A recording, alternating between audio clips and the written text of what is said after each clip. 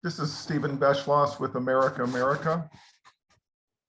This is going to be the first of our citizen talks, and I'm honored today to be joined by Rosie O'Donnell. Hi, Rosie. How are you? I'm really well, thank you. How are you doing today? Great, thanks. Thank you for coming here. And I want to just take a moment to do a little introduction of you, if I might. And I want to also just tell those who are joining us today that there will be an opportunity at the end, some minutes for a Q&A. So there will be a chat function for you to be able to provide questions if you have them. Let me just jump straight into the introduction of Rosie, who's really one of I would say, a small circle of humans who's known by a single name. But allow me a brief snapshot of her remarkable career as an actress, as a comedian, a producer, and talk show host. Some of the highlights include movies such as A League of Their Own, which was her debut, Sleepless in Seattle, The Flintstones, her own Emmy Award-winning daytime talk show, The Rosie O'Donnell Show, co-hosting on The View, and most recently, the exquisite, nuanced, authentic and compassionate performance as a social worker in the HBO miniseries with Mark Ruffalo. I Know This Much Is True. So with that, I want to just turn and talk about for a minute why I was particularly excited to invite Rosie and for her to agree to kind of come and participate in this as part of this, because I've witnessed over these last years how she's taken responsibility to share her thoughts and fears over these last years about the danger that America has been facing with Donald Trump in the White House. If we can, I'd like to start with your feud with Trump, which dates back to at least 2007. And I do promise not to dwell there. All right. So let me, first question, you've been quite open about your view of him in the early days, calling him a snake oil salesman and more. That took on particular significance, after you became a target for candidate Trump. That couldn't have been easy. Did that make you sort of feel like you wanted to stay out of the line of fire, or more determined to say what was on your mind?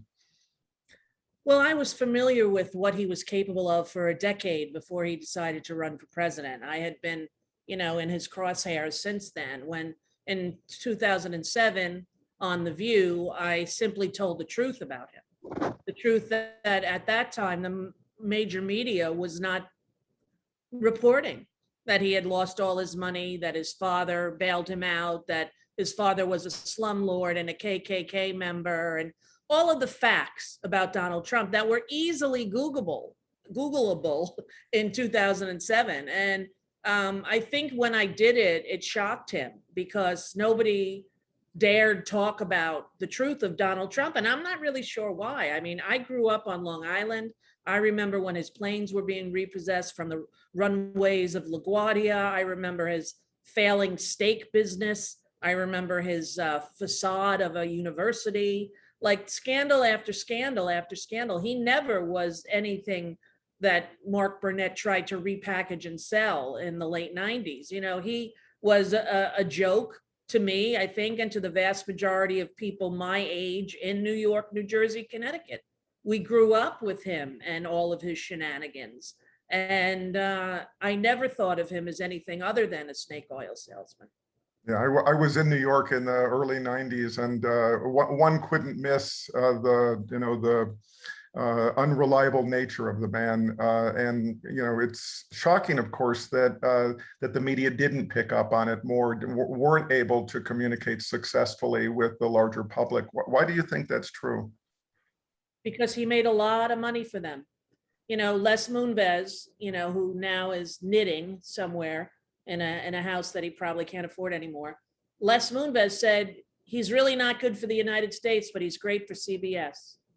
And that kind of mentality was what ruled the day, in the run up to his election. And now that everyone is agog and aghast, and how could they believe that he could be possible? All you had to do was listen to the people saying it. All we needed was one of the major mainstream networks to just do, here are the facts, boom, boom, boom, boom. It took them half of his administration to call him a liar. Yeah.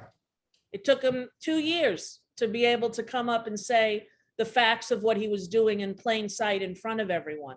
So I don't know what kind of hold he had on the media. I don't know, except for the financial benefit of him being, like a car accident. Everyone's going to slow down and look.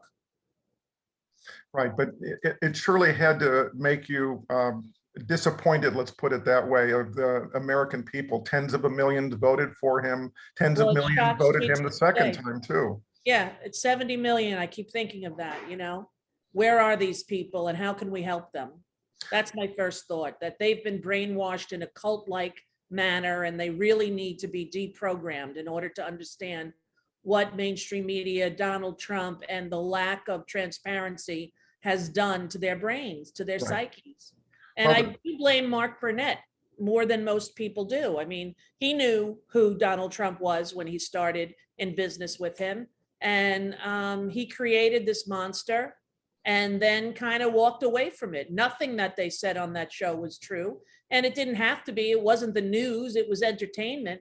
But to create a successful billionaire businessman out of a guy who Forbes would never let on the billionaires list, right. is really despicable. And I question, the religiousness of Mark Burnett and how he claims to be this man of God and Christ, and yet he unleashed Satan upon the nation. Well, it's interesting that to this day, it seems like Mark Burnett hasn't actually been held culpable at all for his role in this. I agree, and he really should be. I've been saying it for many Yeah. years. He created this image that people believed is true, and some people still believe it. When you think 70 million people voted for him, it makes my depression shoot up to the sky. Right. So what does it tell you? I mean, maybe we're going to talk about malignant narcissism and sociopathy, and words that I felt like I needed to go and study because I needed to understand what was going on in a way that I didn't really fully understand before. But the ability of him to have a hold on people, we can talk about the racism and the demagoguery and the ways in which he exploited the most vulnerable among us. But I'm curious about whether you think, the scapegoating of others was part of the way that he succeeded, or was there something else at work with him? I think he's just really a narcissist out for himself in a manner that most people can't even contemplate in their brains. Like, it's a pathological disorder. This is not somebody who has a personality that you don't like. This is someone who has a personality disorder, doesn't know how to function in the world as a fully fused together human being. He compartmentalizes and hurts everyone but himself. People have said, when you think this trial comes down and Letitia James is going to indict him, and what do you think he's going to do? I think he'll turn on all his family because that's all he knows. He's like a feral dog who only knows how to survive and to attack others. That's who he is as a person. And I'm really interested to see what comes out of this, all these indictments and sedition. I mean, come on, the man is the worst thing that ever happened to the United States. And to think that more than half the country, or almost half the country, believes in him still is very chilling. Well, they believe in him, and as we've seen, over half of the Republican Party at this point is convinced that the insurrection, the deadly, violent insurrection of January 6th, was a minor event. That it wasn't. It was actually for two reasons. One, it was Antifa activists that were at the root of it, and it was just other people trying to make Donald Trump look bad. Well, then again, it's part of the cult where, you don't believe what your eyes see. I mean, Right. he's come out and said in the last 2 days that he did do it and he would do it again. I mean, those were the quotes that I read with his name. Right. And, I'm so happy we no longer have to listen to him on the nightly news or hear about his tweets or hear about his, insolent behavior. Just to not have him in the pop culture zeitgeist anymore has been the biggest gift. Yeah. Has it been a surprise to you? I mean, again, you understood it going back to at least to 2007, obviously many years before that, at least 2007 in the public view about him. But was it a surprise? Has it been a surprise to see his ability to draw in so many millions of Americans? He's a cult leader and he's a very good one. And he had the help of the mainstream media to do it and a whole news network, Fox News. So they're spewing lies on a daily basis, and people sitting at home who maybe not the most educated or don't have time to really look into the issues, follow him like a cult leader. And we owe them an apology. Mark Burnett owes them an apology.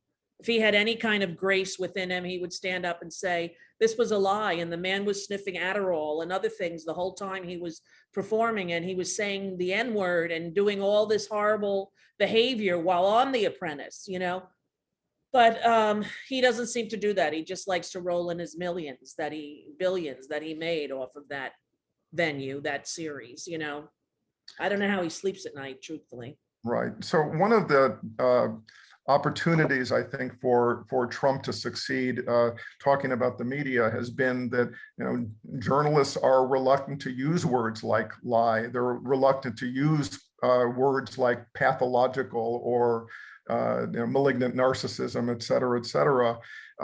That's just wasn't done before. There's a kind of etiquette about it that it wasn't done. And I think that sort of, along with the reluctance to sort of point directly at crimes and corruption in the moment before it's all been fully sort of absorbed and vetted, has helped him to kind of get away with a lot of it. People have been reluctant to assume the worst.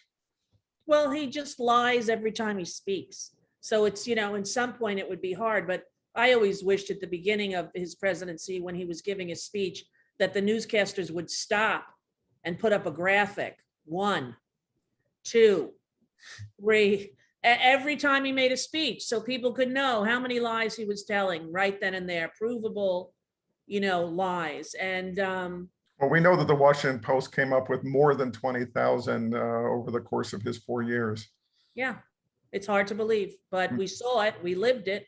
Shouldn't be a surprise. So you made a decision to be vocal. You made a decision to be an outspoken critic. How hard was that to handle emotionally for you? Well, I really stood up to him that day on the View, because he had taken Miss Junior America, Tara O'Connor, which he still owned the rights to, that Miss Universe or Teen Universe. And she was caught in a bar in Greenwich Village kissing another girl. And it was on the front of the Post. And he said he was going to hold a press conference to decide her fate. And right before we went on the air was this press conference where he forgave her. And I said, since when is he the moral arbiter of teenagers' behavior? Since when this guy who's been divorced, had affairs, when is he the guy we're looking up to in some way? And how did that happen? And then I just told the rest of the truth. He never made his own money, and all of the things that so infuriated him, not because they were lies, but because they were the truth. How dare someone tell him the truth about him on national TV? Now, the outpouring or the incoming kind of bombs that he threw were shocking. They went as far as to say he was going to get some guys to go and steal my wife. So, I mean, it was crazy. It was beyond schoolyard taunting. It was terroristic, what he was threatening to do to me and my family. And, but I never really gave him too much credence. He's not in my world. I've never said a whole sentence to him. I met him once at the Celebrity Survivor. I was hosting the Survivor, and he was in business with Mark Burnett about to start The Apprentice. So he happened to be there. And there's a photo of us kissing hello. That was it. I went to his wedding as a guest of someone when he married Marla Maples, and he shook everyone's hands who was going down the aisle. I remember it well, but I never talked to him. I never spoke to him in my life. I wouldn't even know what to say to him. Well, it sounds like you were able to kind of keep some detachment when a lot of this was unfolding, and especially when you were a target. Well, what he thinks is not doesn't have any privileged place in my world. What he thought before he ever attacked me and what he thought since he attacked me. I don't care about what his antics are. Was it hurtful? Yeah. Was it weird? Yeah. But being famous is weird. And to think that I upset him so much, so as, he had to go on every single show that was on. I remember I took my kids to like one of those places where you could play video games and eat, thinking it would never be on in there the night that it happened. And oh my God, he was on like 14 shows. Everywhere we looked, my kids are going, Mommy, the man Donald Trump is talking to you. His name is a dump truck. Is that his name? I was like, oh my God, how did this occur? And then when he got elected president, I got to say, I was at the lowest of my lows. I couldn't believe what the country was in for. And I was fully aware of just how sick the man is. It almost seems like he was more in, you were more in his head than he was in your head. Yeah. Well, no, I did a lot of paintings of him. I did a lot of I was really interested in people knowing just how bad he was, but it became like, screaming into your toilet. Twitter felt like a big waste of time, just typing and, into the void, your rage. But I got to meet a lot of people who are activists and who stood up to him and weren't afraid. And, you were made to feel a part of something that is still like, that's how I know you, from Twitter and from always being inspired by what you write or to look up something that you post. And, you got your finger on the same kind of issues that I have mine in. Well, I appreciate that. And I would say that, there's no question that there's a community of people that's formed and a big community of people. And what one hopes that that's at least part of the consequence of this period. People who might have been more indifferent before, people who might thought that the democracy and freedom, that those are things that you can take for granted. We're all looking at the world differently than that now. And if you would, describe for me how you sort of see your own role in that, because I do look at you as somebody who, has made a point of speaking vividly and saying it's important to speak up, not to remain silent. Well, I have never had anyone approach me in public pro-Trump, but I have very many anti-Trump people stop me and usually say thank you. People in Target or I'm with my kids somewhere and they'll say, Rosie, you got the mask on, you never know. I'm like, yes. They're like, I just want to thank you for standing up to him. But I was standing up in the truth. So I never felt like I was in danger. He kept saying he was going to sue me, but you can't sue someone for telling the truth, So I didn't feel afraid. I've never felt afraid of Donald Trump. A lot of people, I remember even that day, Joy Behar said to me backstage before we went out to talk about this Teen USA and Trump. She's like, are you really going to say that? I'm like, yeah. She's like, aren't you afraid? I was like, of what? Of what? What's he going to do to me? He's like, what do you think that he's like the hitman for the mob, that he's connected with the, mafia? This guy is nothing. He's always been nothing and he will always be nothing. And the people who imbue powers and intellect and things that he doesn't possess that you try to put on him, like that Dr. Birx, I don't know why she just came into my head, trying to say that he could really understand all the medical literature. That woman will never have a career again in the United States. Right. Well, she doesn't deserve to have one. So Trump is one thing, but his ability to motivate others to go along with him, and I'm thinking particularly about the Republican Party. And the Republicans, not only over these last years, but still today, and even looking forward to 2024. Has it surprised you the extent to which people have, again, sort of fallen in line with him, and with all that we've learned from the coronavirus and the impeachments and of course, the insurrection, all of that taken together, that it hasn't actually motivated people to oppose him and ultimately turn away? I think when the indictments come down, things will change. I think that, Michael Cohen has been in there with the Attorney General, with the SDNY, like 18, 19 times. And they got the older man who did all the money for the Trump, Alan Weisselberg, something Right. like that. He Yep. apparently has turned on Trump as well, and everyone's going to save their own ass and not look to save him. But he's acting as though he still has power with the fringe Republican element, Jim Jordan and Matt Gaetz. These are fringy Republican, nearly QAnons or fully QAnons. These are people who don't have any grasp on reality anymore and are walking around as if they have carte blanche to do whatever they want to whoever they want and get away with it. And Trump not getting away with it is going to be the most important thing. And as far as our history goes, that Yeah. someone would be allowed to do what he did on the 6th. Well, of course, it gives a green light to others who are thinking if he could do it, so can I. Exactly. Exactly. That doesn't bode well for the years ahead, which is why I say it over and over: justice must be served, accountability is necessary. And in my view, it's not only Trump, it's all of those who perpetrated the big lie over the Yes, preceding months, who have put us without really a all doubt. in danger. Yes, all of us in danger. And what they're able to do, like what they're doing to Reality Winner, about that young girl, right? Yeah, that this young girl was sitting in her NSD or office, and on the news she keeps hearing, we don't know if there's any proof that the Russians hacked the election. And she's looking at the proof.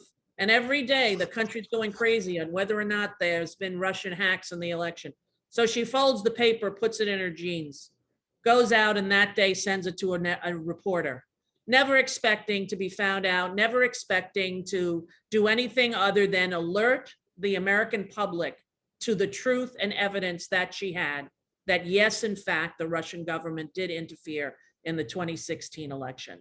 And she's been in jail ever since. She's been in jail ever since. And she had the hardest sentence ever given to anyone accused of what she's been accused of, anyone who did what she did. And it was, Trump's doing, and the Justice Department and Jeff Sessions, and trying to shut her up and shut up that little fact that they didn't want everyone to know, which was, yes, Russia did help Trump. Right. Well, I think we're still at an early point of all of that being resolved, both in terms of, again, holding accountable for the involvement with the Russians, and particularly, the willingness for 4 solid years to remain utterly silent about the role of Vladimir Putin. That Trump has, coveted him all this time, and with all the attacks on so many fellow Americans, his refusal to ever say a bad word about Putin. What do you think Because that's he's about? in debt to him.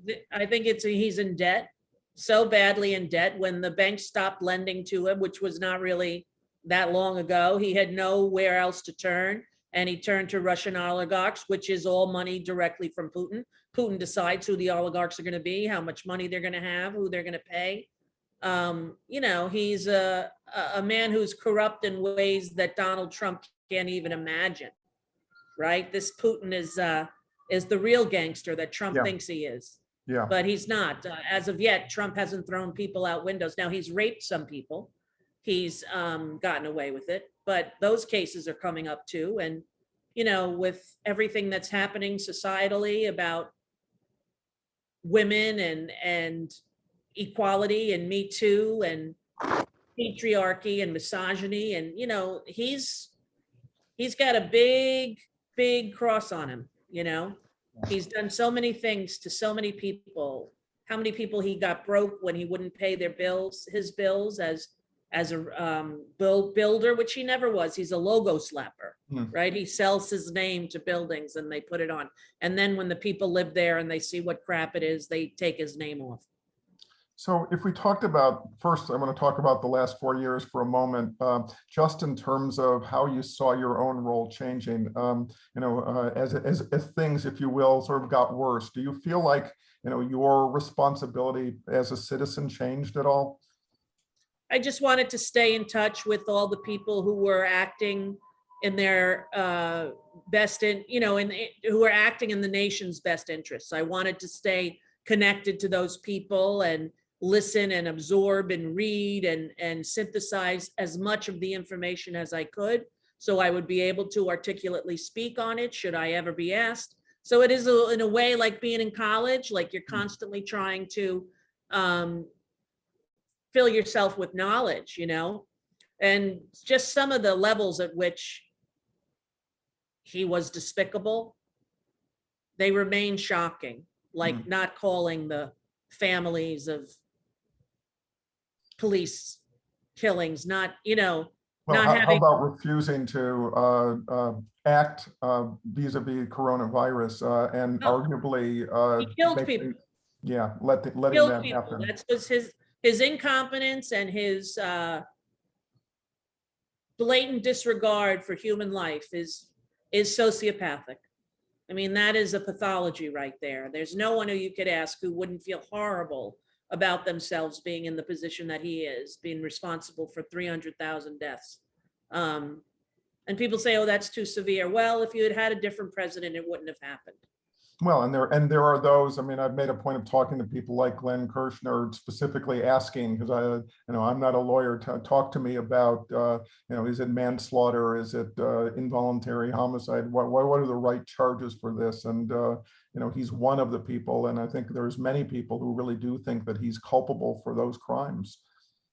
And I'm one of them. I mean, just the stuff that he has gotten away with in his life, it would be a sin if he continued to do that. So I'm praying that Letitia James, I got all my money on Letitia James. I'm thinking that she's going to do it for all of us. Right. And wouldn't there be some bank fraud, cosmic tax justice? fraud. Yes, bank fraud, tax fraud, racketeering. So if he goes out in the same way that Al Capone went out for tax fraud, then that's good enough, at least if he's pulled off the stage. Is that the way you see it? I think that to get him for that will be wonderful, and for E. Jean Carroll to get her rape charge seen and heard by a judge. She had DNA on the dress that she never wore again. Sounds familiar. Yeah. Let's see what can happen with all of these sex abuse charges. There was a teenage girl that he was accused of raping, when she was 13 or 15. And she sort of disappeared and went quiet. Nobody knows why.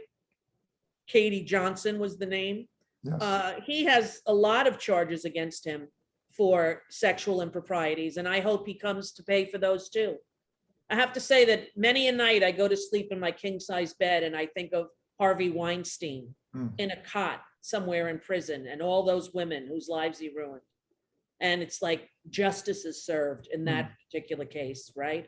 Let's get justice served to Donald Trump. If I met you as a teenager, you're a political person now. Would you have been a political person then? Yes, very much so. My mother loved Kennedy, and she died in 73, but she was very political and got us all interested in politics. And, I remember right after she died, I was at the flea market and they were selling bumper stickers. Don't blame me, I voted for McGovern. So we went and bought them and put them on her car. But we were always a political family. My parents were very involved in Catholic charities like Vincent St. Paul. And, sometimes I'd see some of my clothes on the other kids in school and I'd think, how did that happen? And my mom would explain to me that there were families who didn't have as much as we had, and we didn't have a lot. And, but taught me that spirit of giving, that sort of foundational Catholic principle that stuck with me, even after all these years of being a lapsed and then some Catholic. So we're at a slightly different point now. There's a new president. January 20th was a combination of an eviction and the promise of better.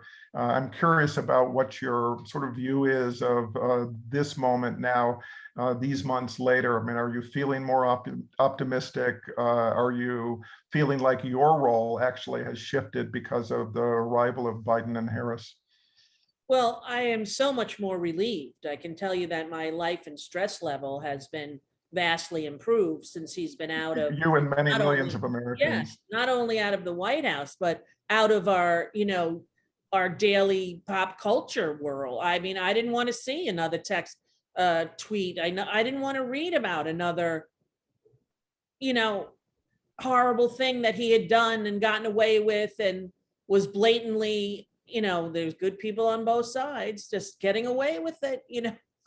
I mean, it was hard to fathom, but I have felt so much relief and so much like everything has been restored back to how it was. And believe me, we have so much work to do. Especially systemic racism is absolutely overflowing, and we have to do something about the police. We have to do something about the cold-blooded murder of Black men. Mm.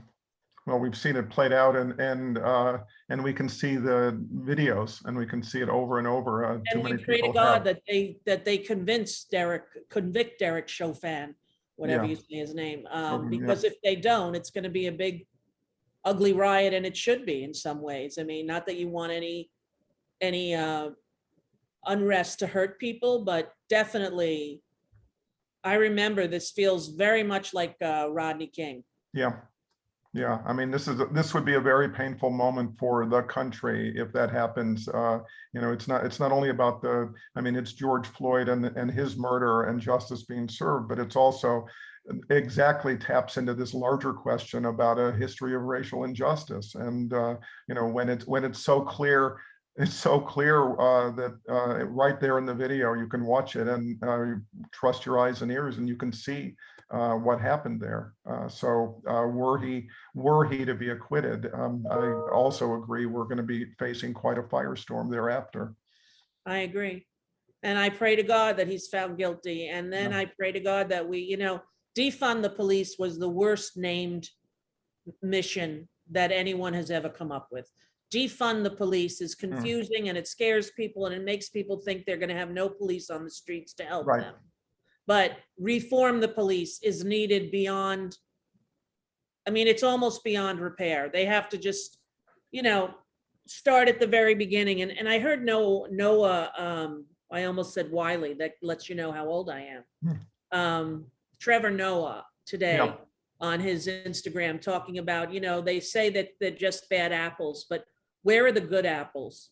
Where's the good apple that stops that bad apple cop from doing something? Where are the good people? Not that there aren't any good policemen, but where are they in these videos? All those people standing around George Foreman with Derek's neck, knee on his neck.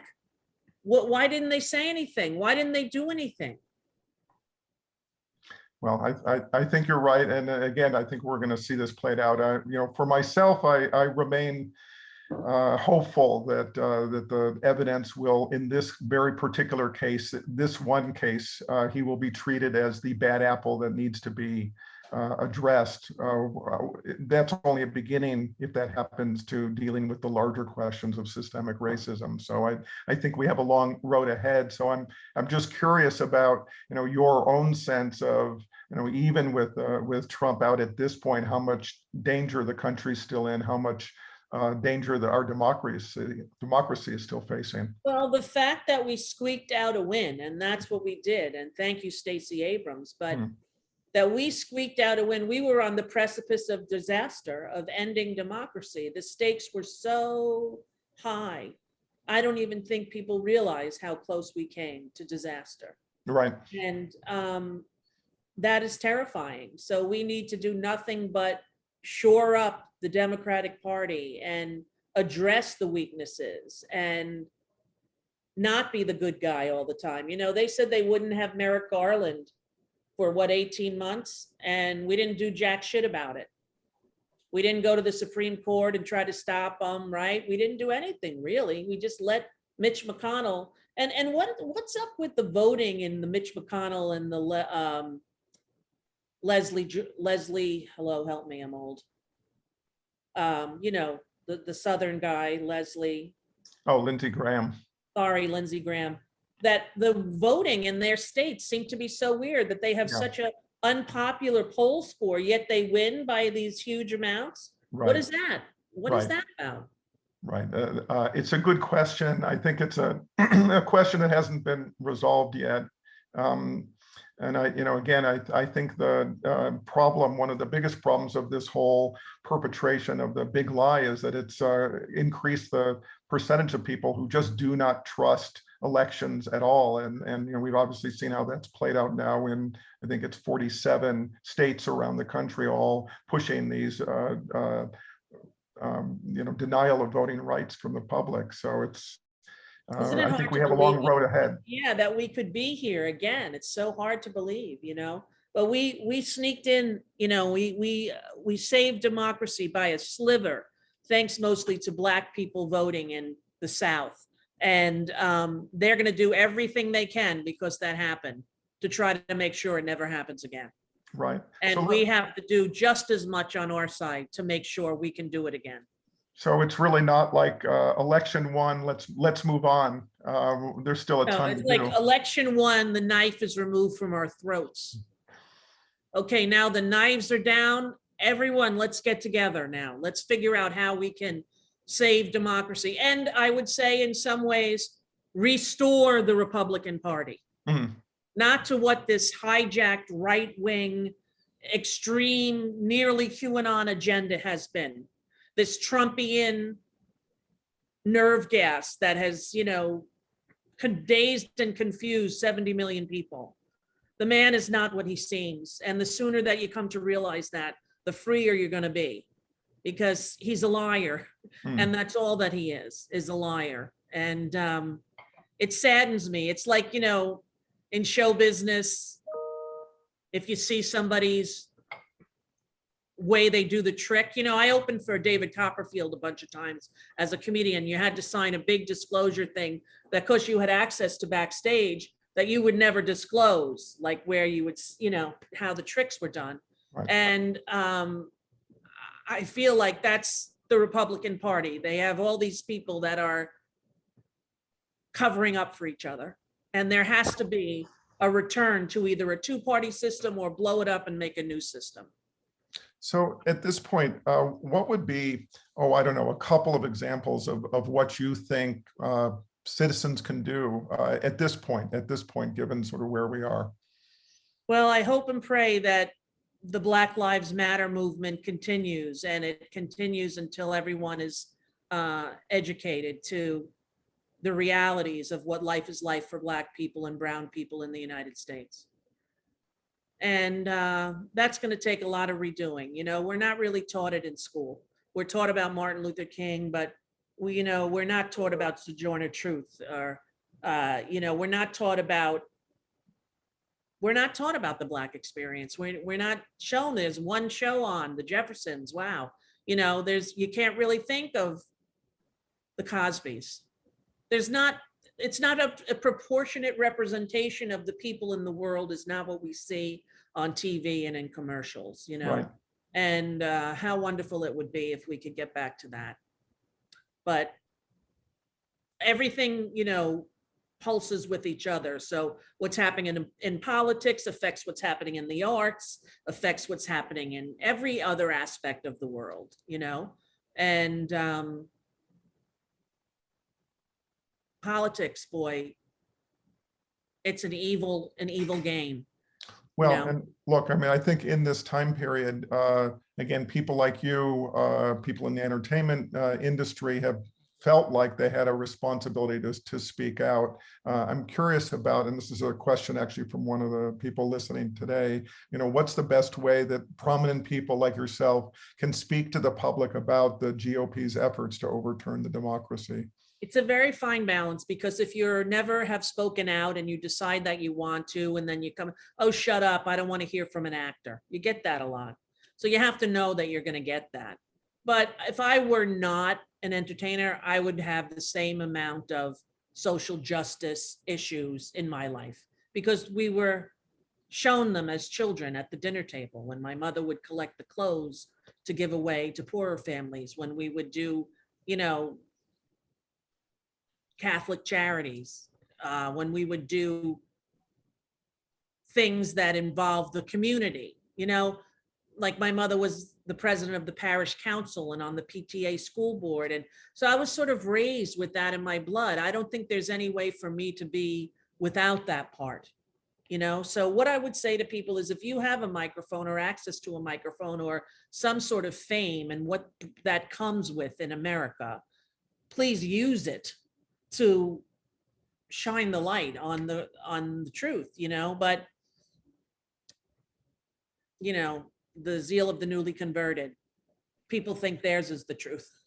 Right. Well, and one of the other questions is actually about, can we get back to just having the news as it's put, sort of not alternate facts? Well, I mean, I think we're still in a quite an interesting period of disinformation and dangerous disinformation with Fox News and the other sort of right-wing media sources that are, absolutely not interested in facts. So do you see it being possible for us to kind of return to to a more productive place if that isn't addressed? I don't really know. That's a hard one. I mean, you have to say that my trust or belief or faith in mainstream media has severely diminished since Trump took office. Never mind leading up to it, all the things that the equivocation of Trump and Hillary Clinton. What are you kidding me? Like that they were trying to make it like there was actually a contest. I don't know. I still find it hard to believe that he was ever elected in the first place. Right. But well, I mean, here we are, and perhaps the more unbelievable thing is after all that we've learned, after the insurrection of January 6th, after 500,000 deaths and counting, that there still are more than 70 million Americans that voted for him, and there still seems to be this desire within the Republican Party to make him the candidate in 2024. So it seems to me like we still have a lot of work to do. do you think they will make him the candidate in 2020? Well, I'm expecting that there's going to be the indictments that will come before then that will just make that a null issue. Excuse me, but because if that doesn't happen, I think we will see him again in 2024.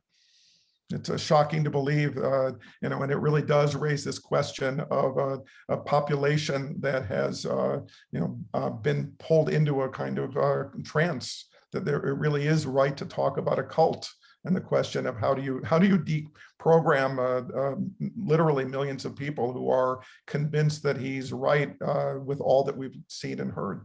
Well, you could start with releasing all the blooper tapes from The Apprentice and start having a public service announcement. The Apprentice was a lie, and then show everything that was not factual about that show. I mean, that would be the way to deprogram the nation, and it needs Mark Burnett to do it, because who they sold that man as and who that man is, that chasm between those two places is huge, and you can't really traverse those two. And we got to make it so that people on that side can understand, no, you were lied to, you were lied to. Is it possible for Mark Burnett to turn? Sorry. I don't know. I guess, I don't know how Mark Burnett sleeps, and we had a good relationship before this. I haven't spoken to him personally. We don't have that kind of like, I'm going to call you up, I have your home number. But, I always admired him and the stuff that he did, and what he did with Trump, what he did to America is beyond a disservice. He's corrupted and poisoned and put in trance half the nation with his lies that people believed. If they told the truth on The Apprentice, there never would have been a Donald Trump pregnancy. Right. Well, and you have too many other elected leaders who seem to think now this is the pattern now of sociopathic behavior that seems to work. Never holding yourself responsible when you are guilty, never, always finding somebody else to blame, always looking for a scapegoat, always sort of pushing it off to distract in some way. And how about all the money that Ivanka and Jared made? Nobody ever questions that. Hunter Biden, they want to know everything about Hunter Biden. Tell me a little more about Ivanka Trump. I think that's, again, it's one of those things where people have bought the package. And I think that it's important that people like you have spoken out these years just to remind people. It's surely an effort that I've tried to make, which is to be as truthful about what not only what the danger is, but what the failings and what the crimes are of this administration, with the hope that people will be able to differentiate what's right and wrong, what's right and wrong, what's true and false. But it seems to me like we still have a lot of work to do with that. Yeah, we sure do. And I don't know how you get the people to believe in the news again, because it's been so damaged by fake news, and the fake news is the one calling the news fake news, and it's so confusing for people, you know. But that Tucker Carlson, man, that guy, how Hmm. does he live with himself? Hmm. Seriously, does he really believe that? Is he an idiot who didn't go to college and he's just making the shit up on the fly, or is he like a studied, learned person? I hear you. I think it's, you know, it's with a lot of these guys, as you, I think, know. I mean, they've found a persona that works for them. They obviously are able to get ratings and audience for it, so they just keep it going. My best friend's mother, who sort of raised me when I was a kid, she's in love with him. She wants him to be the next presidential candidate. Tucker Carlson. Yeah. Yeah. You know, we have a lot of work to do. So thank you very much for doing this conversation now. My pleasure. You know, and any last words, again, this notion of citizenship, this notion of what each of us can do to try to make things a little bit better. Any last thought about that? Well, just, you know, use your voice whenever you can. And, you know, if you see a police officer pulling over a Black person, stop and stand there. Stop and stand there and wait until the whole thing is finished. Be a witness. Use your voice, you know, and we can do better, America. We were founded on such lofty, wonderful ideals, and we have to live up to the dream of this nation. And getting him out was like cutting out a fetid tumor. And you're lucky it didn't infect the whole body.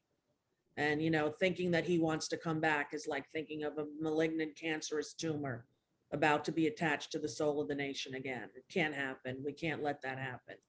So do everything you can to put ethical people in the seats in government, and do the best that you can as a person.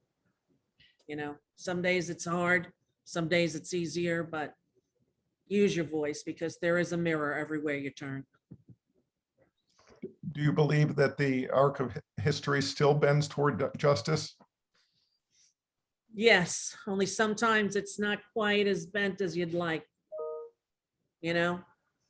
Well, and then it's up to each of us to actually propel it in a forward Totally. way to move in that direction. So again, thank you And read the very much for inspiring being here. people. You know, I always read the inspiring people, like the people who in history have come through and led, and, you know, and try to be like them. You know what I'm saying?